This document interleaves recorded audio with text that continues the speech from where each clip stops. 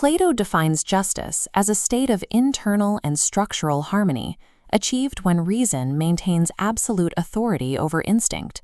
This contradicts the view presented by Thrasymachus, who argued that justice is merely the advantage of the stronger, a tool used by those in power to serve their own interests. Socrates counters by comparing leadership to medicine. Just as a physician's art exists to benefit the patient rather than the doctor, the true art of leadership operates exclusively for the benefit of the governed. When power prioritizes the ruler's gain, it abandons the core function of leadership. This creates the internal friction that often destabilizes a state from within. To prevent this instability, Plato's ideal state, Callipolis, is governed by those guided by intellect, the philosopher kings and their class of guardians. This elite class faces extreme restrictions. They are prohibited from owning private property or forming traditional families, and duties are assigned by aptitude, regardless of sex. This structural model highlights the absolute isolation of the ruling tier from material accumulation. By removing the possibility of private gain, the system aims to eliminate the divisions caused by mine and thine. Forcing the leadership to live in a shared, propertyless environment ensures their personal interests remain identical to the interests of the state. Plato maps a predictable cycle of failure that occurs whenever reason is removed from the hierarchy, beginning with the collapse of the original aristocracy. The first decline leads to timocracy, where the pursuit of wisdom is replaced by a focus on military honor and personal prestige. Honor eventually gives way to greed, forming an oligarchy.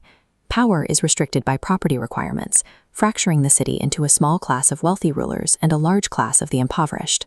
Revolt against this inequality leads to democracy.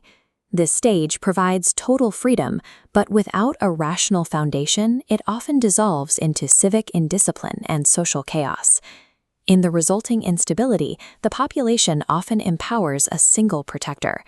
This figure eventually seizes absolute power to maintain order, completing the fall into tyranny. Plato concludes that extreme freedom without rational order inevitably produces its opposite, a state of total servitude. The internal state of the philosopher-king differs sharply from that of the tyrant. One is governed by rational stability, the other by a constant revolt of desires.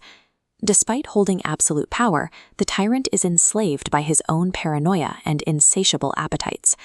He views both friends and subjects as threats, remaining a prisoner of his own psyche.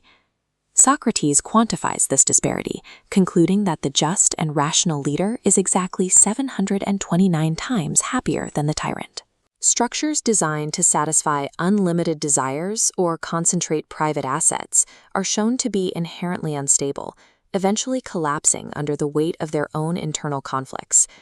Plato presents the subordination of ego to reason as a practical strategy for long-term stability. In this framework, institutional success depends on maintaining the alignment between leadership and the common good.